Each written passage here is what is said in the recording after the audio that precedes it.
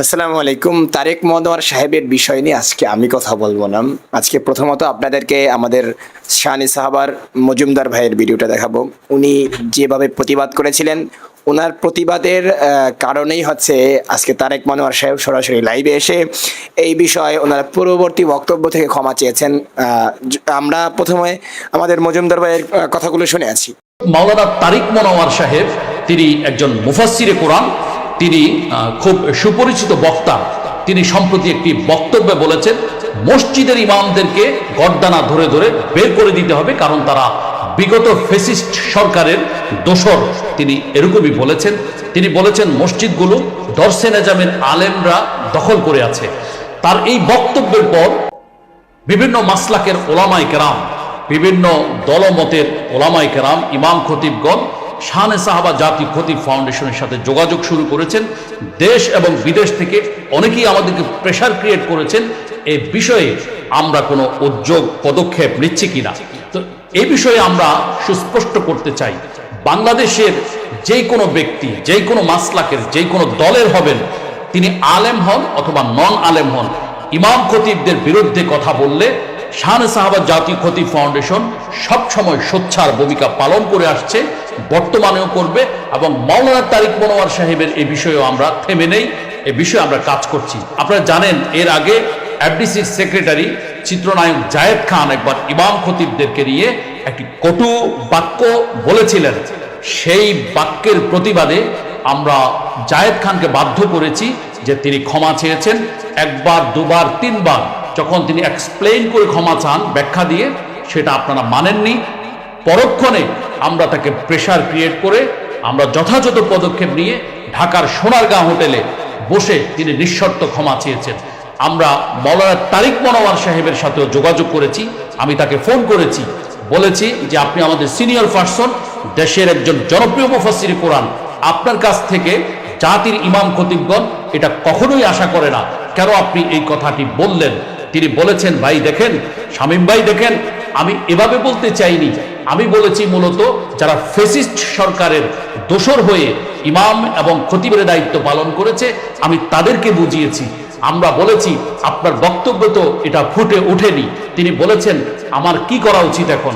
আমরা বলেছি আপনি একটি ভিডিও বার্তার মাধ্যমে জাতির ইমাম খতিবদের কাছে দুঃখ প্রকাশ করবেন।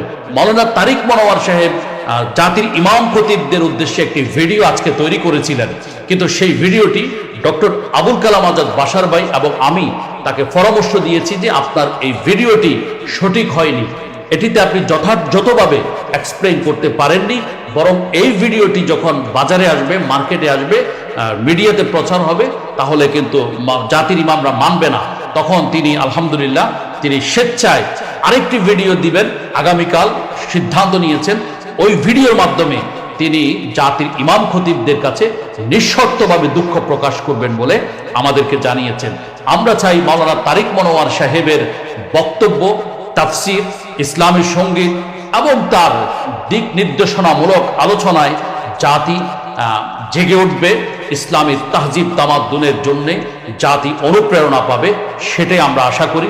আমরা মাওলানা তারিক মনোয়ার সাহেবের উদ্ভট যে বক্তব্যগুলো আছে, সেই বক্তব্যগুলো থেকে তিনি যেন সরে আসেন, সেই আহ্বান তার প্রতি জানাচ্ছি। আল্লাহ তাকে তৌফিক দান করেন, জাতির ইসলামিক কর্ণধার হিসেবে আল্লাহ তাকে কবুল করেন, আমিন। আপনি একটা এক্সপ্লেইন করে দিলে বা এক্সপ্লেইন করে একটা বক্তব্য দিলে আমার মনে হয় ভালো হবে। জি,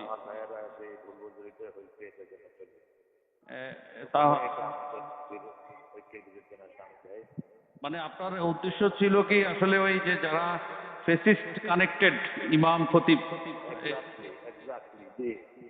আচ্ছা, আমাদেরকে ধরিয়ে দিয়েছে আমাদের ভাইদেরকে। আচ্ছা আচ্ছা, ব্যাখ্যাও করেছি, কিন্তু ওটা আসে নাই। সকালে চলে আসতে চাল। আপনি একটু আর্লি দিলে হয় ভালো হয় আর কি। আসলে ওলামায়ে কেরাম তো বুঝছেন, একটা দিছি, ওইটা বাসারে বললো যে আর একটু আমার সাথে আবুল কালাম আজাদ বাশার ভাই ফোন করছিলেন। উনি বলছেন যে আপনি যেটা দিছেন এটা আসলে অ্যাকচুয়ালি মানে মানে ইয়ে হয় না আর কি, আরো আরো একটু মানে গোছালো হইলে ভালো হইতো আর কি এক্সপ্লেইনটা। কালকে কালকে না, এর আগে বুঝছেন ভাইয়া, এর আগে একবার ওই জায়েদ খান ইমামদেরকে একবার বলছিল, পরে সে এক্সপ্লেইন করছিল, মানে করার পরে একবার দুইবার তিনবার, তো ব্যাখ্যা দেওয়ার কারণে হচ্ছে কি ওই আরো মানে সবাইকে তো আর বোঝানো যায় না, ব্যাখ্যা দিলে অনেকে আবার ওই ব্যাখ্যার উপর আলোচনা শুরু করে দেয়। এজন্য আমার মানে পরামর্শ হলো আপনি যদি মানে আপনি তো সিনিয়র, অনেক ইমামদের খতিবদের বর্তমানে আপনি সিনিয়র পারসন, তো আপনাকে অনেকে ফলো করে, তো আপনি যদি বলেন যে যে আমার ভাইরা কারা কারা মনে কষ্ট নিছেন, আসলে আমি সবার কাছে সরি, আমি এভাবে বুঝাইতে চাই না, এইভাবে ব্যাস এটাই। হ্যাঁ, ঠিক আছে ইনশাআল্লাহ। তো ভাইয়া দোয়া করবেন। হ্যাঁ, জি জি জি।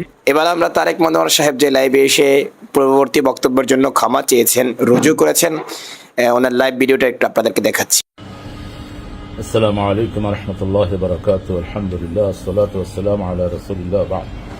أعوذ بالله من الشيطان الرجيم. بسم الله الرحمن الرحيم. واعتصموا بحبل الله جميعا ولا تفرقوا. وقال رسول صلى الله عليه وسلم انصر أخاك ظالما كان أو مظلوما أو كما قال عليه الصلاة والسلام. প্রিয় ভাই এবং বোনেরা, আল্লাহ শুকরিয়া আদায় করছি। আলহামদুলিল্লাহ, আমরা ইসলামের জন্য, কোরআনের জন্য, বিশেষ করে আল্লাহর রশিকে মজবুত করে ধারণ করার জন্য যে কোনো কোরবানি আমরা দিতে রাজি আছি। আলহামদুলিল্লাহ, বাংলাদেশের আপামর জনতা এবং নামাজি মুসল্লিরা সবাই এ ব্যাপারে একমত। বেশ কয়েকদিন আগে সিরাতুন নবীর একটা প্রোগ্রামে আমি ইমামদের ব্যাপারে কিছু কথা বলেছিলাম। তো সেখানে আমার মূল কথাটা ছিল ওই ফ্যাসিস্টের সময় যে ইমামরা বিশেষ করে আমাদের হক্কানি আলেমদেরকে ধরার ব্যাপারে, বিভিন্ন রকমের কষ্ট দেওয়ার ব্যাপারে সহযোগিতা করেছে, তাদেরকে এখন বের করতে হবে। তো এখানে দর্শে নিজামির কথা এসেছে, আমার ভাইয়েরা হয়তো মনে দুঃখ পেয়েছেন, আমি ক্ষমা সুন্দর দৃষ্টি আকর্ষণ করছি। দর্শে নিজামির ভাইয়েরা বরাবরই দেওবন্দ কোরবানিতে আজাদী আন্দোলনের শ্রেষ্ঠ ভূমিকা পালন করেছে, এটা অস্বীকার করার কোনো জো নেই। এবং আমাদের বাংলাদেশের সকল আন্দোলনেও এদের কোরবানি ছিল, আলহামদুলিল্লাহ, হেফাজতে ইসলাম সহ। সেই জন্য আমরা একই গ্রন্থে গঠিত, আমরা একই সূত্রে গঠিত, আমাদের মধ্যে যেন কোনো কিছুতেই বাক বিতণ্ডতা হয়ে আমরা যেন দূরে সরে না যাই, কারণ রাসূলের ঐক্যের ভিত্তি যে তিনটা দিয়েছেন সেটা আমাদের মধ্যে আছে। রাসূল সাল্লাল্লাহু বলেছেন, তোমার ভাই জালেম হোক মজলুম হোক, তাকে সাহায্য করো। সাহাবায়ে কেরাম জিজ্ঞেস করলেন, মজলুমকে সাহায্য করবো, ফমা বালু জালিম, জালেমের ব্যাপারে কি? বলছে, জালেম যেন জুলুমের হাত অগ্রসর করতে না পারে, জুলুমের হাত ভেঙে দাও। তো আমরা যেন এই ব্যাপারে অগ্রসর হই। আমরা প্রত্যেককে ওলামা হজরত, বিশেষ করে আমাদের দেশে দর্শে নিজামি, আলিয়া, যত মসলকের যত ভাইয়েরা আছেন, আমরা যেন সবাই আল্লাহর কোরআনকে সামনে রেখে, রাসূল সাল্লাল্লাহু আলাইহি ওয়াসাল্লামের সুন্নাহকে সামনে রেখে আমরা অগ্রসর হতে পারি। আল্লাহ সেই তৌফিক আমাদেরকে দান করুক। আসসালামু আলাইকুম ওয়া রাহমাতুল্লাহি তাআলা ওয়া বারাকাতুহু।